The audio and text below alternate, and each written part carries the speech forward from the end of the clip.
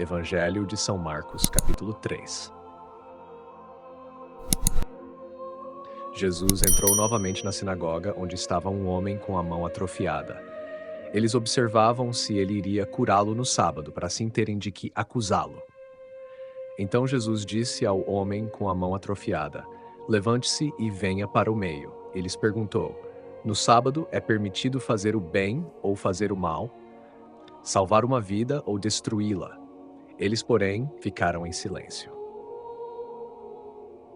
Jesus olhou para eles, indignado e entristecido pela dureza dos seus corações. Então disse ao homem: "Estenda a mão." Ele estendeu e sua mão foi restaurada. Os fariseus saíram imediatamente e, junto com os herodianos, começaram a conspirar sobre como poderiam matá-lo. Jesus, com seus discípulos, retirou-se para a beira do mar. Uma grande multidão o seguiu, vinda da Galiléia, da Judéia, de Jerusalém, da Idumeia, de além do Jordão e dos arredores de Tiro e Sidônia. Uma multidão imensa foi até ele, porque ouviram falar do que fazia. E Jesus disse aos seus discípulos que preparassem um barco para ele, por causa da multidão, para que não esmagassem, pois Jesus curou muitos e todos os que estavam doentes corriam para tocá-lo. Os espíritos impuros, quando viam Jesus, prostravam-se diante dele e gritavam: "Tu és o Filho de Deus." Mas ele os repreendia severamente, proibindo que manifestassem quem ele era. Depois, Jesus subiu ao monte e chamou a si aqueles que desejava, e eles se aproximaram. Ele constituiu os 12, para que ficassem com ele e para enviá-los a pregar, dando-lhes poder para expulsar demônios. A Simão deu o nome de Pedro, a Tiago, filho de Zebedeu, e a João, irmão de Tiago, do nome de Boanerges, que significa filhos do trovão. Chamou também Filipe, Bartolomeu, Mateus, Tomé, Tiago, filho de Alfeu, Tadeu, Simão, o cananeu, e Judas Iscariotes, aquele que o traiu. Jesus foi para casa e de novo reuniu-se uma multidão, de modo que nem conseguiam comer. Quando os parentes dele souberam disso, foram para segurá-lo, pois diziam: "Ele perdeu o juízo." Os escribas que tinham vindo de Jerusalém diziam: "Ele está possuído por Belzebu." E ainda: "É pelo príncipe dos demônios que ele expulsa os demônios." Então Jesus os chamou e falou-lhes em parábolas: "Como pode Satanás expulsar Satanás? Se um reino está dividido contra si mesmo, esse reino não pode subsistir. E se uma casa está dividida contra si mesma, essa casa não poderá subsistir. Se Satanás se levanta contra si mesmo e se divide, não poderá subsistir. Chegará ao fim. Ninguém pode entrar na casa de um homem forte para roubar seus bens sem primeiro amarrá-lo. Só então poderá saquear sua casa. Em verdade vos digo, tudo será perdoado aos homens, os pecados e todas as blasfêmias que tiverem proferido. Mas aquele que blasfemar contra o Espírito Santo nunca terá perdão. Será culpado de um pecado eterno. Isso porque eles diziam: "Ele está possuído por um espírito impuro." A mãe de Jesus e seus irmãos chegaram, ficaram do lado de fora e mandaram chamá-lo. A multidão estava sentada ao redor dele, e lhe disseram: "A tua mãe, teus irmãos e tuas irmãs estão lá fora e querem falar contigo." Ele respondeu: "Quem é minha mãe e quem são meus irmãos?"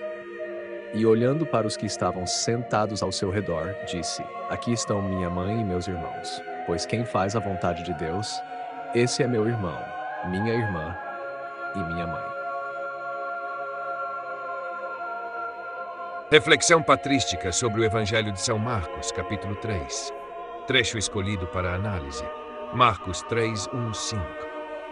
Jesus entrou novamente na sinagoga, onde havia um homem com a mão atrofiada. Observavam-no para ver se o curaria em dia de sábado, a fim de acusá-lo. Disse ao homem da mão atrofiada: "Levanta-te e vem para o meio." Depois perguntou-lhes: "É permitido no sábado fazer o bem ou fazer o mal, salvar uma vida ou deixá-la morrer?" Mas eles ficaram calados. Então, olhando-os com indignação, entristecido pela dureza do coração deles, disse ao homem: "Estende a mão." Ele a estendeu e sua mão foi curada. Comentário patrístico, Santo Ambrósio de Milão. Obra Exameron, livro 7, sim, contexto. Santo Ambrósio, 397-2, bispo de Milão, é um dos 4 doutores da Igreja do Ocidente. Em sua obra Exameron, uma coletânea de homilias sobre os 6 dias da criação, ele aborda o tema da misericórdia divina e do descanso sabático, vinculando-o ao significado espiritual da cura de Jesus. Comentário. Santo Ambrósio interpreta essa passagem como uma demonstração da superioridade da lei do amor sobre as prescrições ritualísticas da lei mosaica. Ele escreve: o Senhor ensina que o sábado foi feito para o homem, não o homem para o sábado, pois é mais digno fazer o bem do que observar um descanso vazio. Ele ergue o homem caído pela mão atrofiada e, ao curá-lo, restaura também a sua dignidade. Esta ação não contradiz o sábado, mas o cumpre, porque o verdadeiro descanso não é a inação, mas o repouso em Deus por meio da caridade.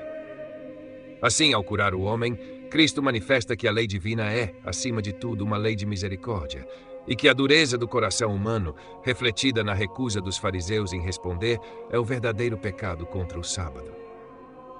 Explicação e aplicação teológica, indignação e misericórdia de Jesus. Santo Ambrósio destaca o contraste entre a ira justa de Cristo, provocada pela cegueira espiritual dos fariseus, e sua compaixão para com o homem. Para ele, a ira de Jesus não é fruto de ódio, mas uma expressão do zelo pela justiça e pela conversão dos corações endurecidos. A mão estendida. A cura do homem é vista como um símbolo da restauração da humanidade inteira, que é chamada a estender a mão para receber a graça de Deus. Assim como a mão atrofiada impedia aquele homem de agir plenamente, o pecado endurece o coração e impede a prática do bem. Caridade como cumprimento da lei. Ambrósio enfatiza que, ao curar em um sábado, Cristo não apenas desafia os legalismos dos fariseus, mas também revela o verdadeiro espírito da lei, a promoção da vida e do amor. Reflexão para o ouvinte do audiolivro. Ao curar o homem de mão atrofiada em pleno sábado, Jesus nos ensina que a prática do bem não está condicionada por convenções humanas. Ele nos convida a refletir. Em nossas vidas, somos capazes de superar legalismos e preconceitos para colocar a caridade em primeiro lugar? Esta passagem também nos recorda que a cura que Cristo oferece não é apenas física, mas espiritual. Ele nos convida a estender a mão com fé e a restaurar nossa relação com Deus e com os irmãos. Queridos ouvintes, chegamos ao fim deste audiolivro e quero expressar minha profunda gratidão a todos que permaneceram conosco até aqui. Sua dedicação em acompanhar essa obra é um verdadeiro sinal de busca pela sabedoria e pelo crescimento espiritual. Que o conteúdo ouvido possa nutrir sua alma e fortalecer sua fé. Aproveito para convidá-los a explorar as playlists do canal Caminho Católico, onde vocês encontrarão outros tesouros espirituais. São obras que podem acompanhar e iluminar sua jornada, como Castelo Interior de Santa Teresa de Jesus, Confissões de Santo Agostinho, Palavras Bíblicas com o Evangelho comentado por grandes eclesiásticos, Filoteia de São Francisco de Sales, Tratado da Verdadeira Devoção à Santíssima Virgem de São Luís Maria de Montfort, A Imitação de Cristo de Tomás de Kempis e As Três Idades da Vida Interior do Padre Garrigou Lagrange. Cada uma dessas obras oferece um caminho profundo de reflexão e conversão, e espero que possam encontrar nelas a mesma riqueza espiritual que proporcionaram a tantas gerações. Nosso canal está sempre aberto para quem deseja aprender e crescer na fé. Continue nos acompanhando e compartilhando essa jornada espiritual. Mais uma vez, obrigado por sua presença e que Deus abençoe a todos.